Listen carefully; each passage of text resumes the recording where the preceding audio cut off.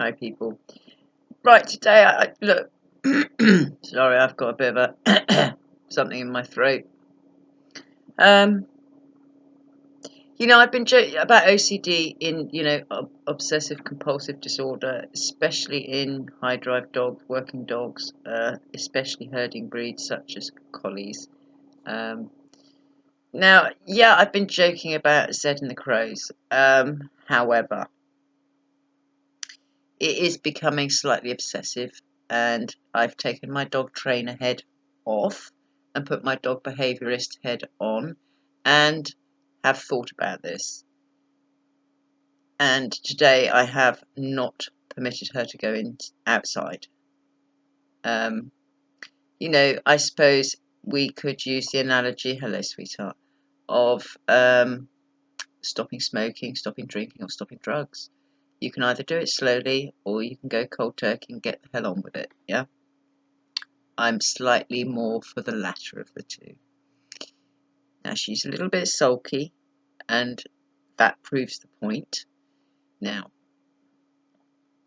this is very normal behaviour, even though Zed is thoroughly exercised and thoroughly drilled every day without fail. Her behaviour, and it is only over crows, had started to move on to pigeons as well. I mean, she ignores them all down the field.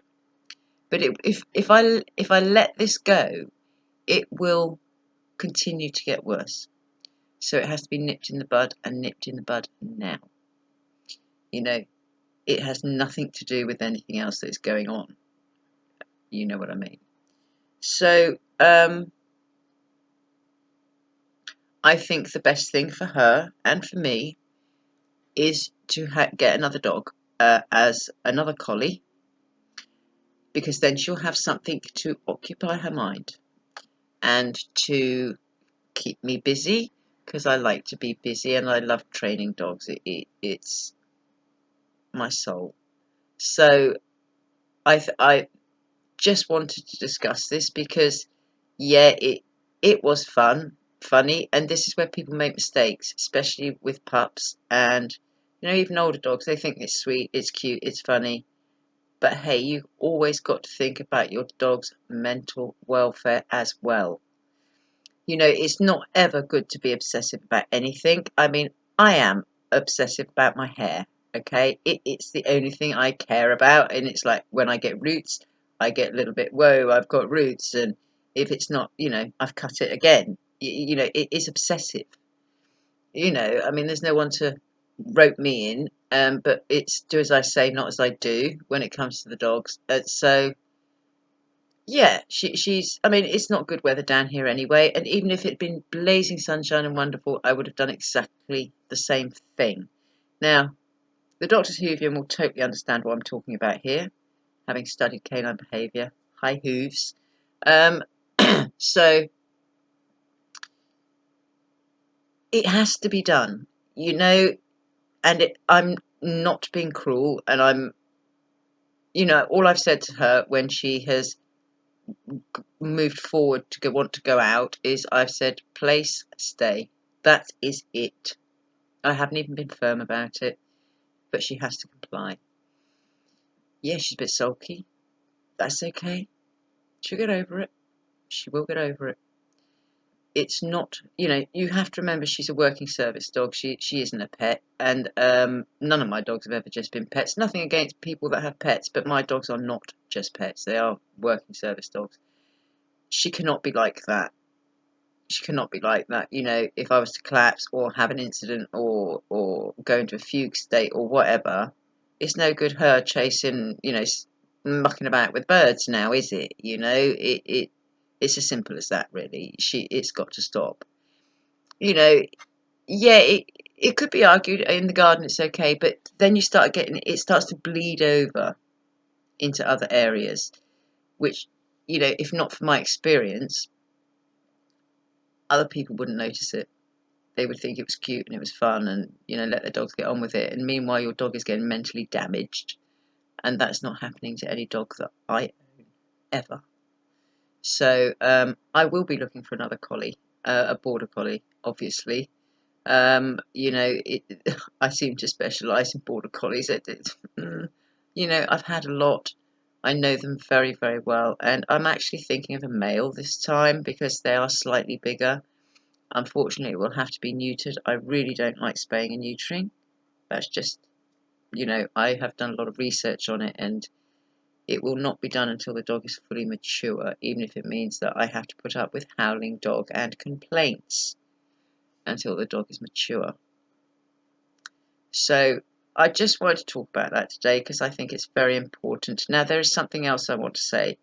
Okay, in 2 areas around where I live, and for obvious reasons, I'm not going to name them. Okay, because it's going to give my location away, and I'm not doing that. But in two well-known dog walking areas, one dog, there's been dog poisonings, is what I'm saying. One dog had to be pumped full of charcoal, and it was touch and go whether the dog would even survive. It has. And I have spoken to the council about this. You know, it's... Why is my hair sticking out more that side? I know why. It's because I've got a dent on this side. Sorry, it's where my skull fracture is. Um, so, you know, whilst I was sorting something else out, I reported this to the council because it needs to be reported. You can't, you know, whoever these people are that thinks, gosh, dog haters, what, why? You know, that are putting dog chews that are laced into the bushes in 2 well-known dog walking areas, yeah? Seriously sick person. They really hope I don't, they don't want to run into me. They really don't, because I would be very vexed, very. So anybody that lives in Dorset, there you are, good Dorset accent for you. Be aware, be very aware. You know, Z is food refusal trained, so I don't have to worry. And anyway, she's never out of sight. And this is something else. Don't let your dogs out of sight, people. You don't know what they're doing, okay? I do get a little frustrated over some things, and that is a failing within myself, okay? It always has been. I have the patience of so huge when it comes to dogs, but not so much with people and the way they deal with their dogs, and it is a failing in me. I'm working on it. I am, I promise. My carer is working on it, more to the point. So, look, that's it for today. I want to keep it short. So, you know, please, what you find funny and amusing, if it continues and grows and starts to leak into other areas, it needs to be nipped in the bud. Now, I've caught Zed right on the cusp of it becoming a problem. So I'm nipping it in the bud now because I know how. And she will be a better dog for it. I also think she needs, as much as me, she needs the help and company of another dog. So she doesn't have to look to the crows when I want to sit down for 5 minutes, you know, because I am exhausted. She'll have a companion to play with, you know, and make stupid vocalizations in the garden that have nothing to do with growling whatsoever. And yeah, that's it. I love you guys very much. Zed is right on my feet.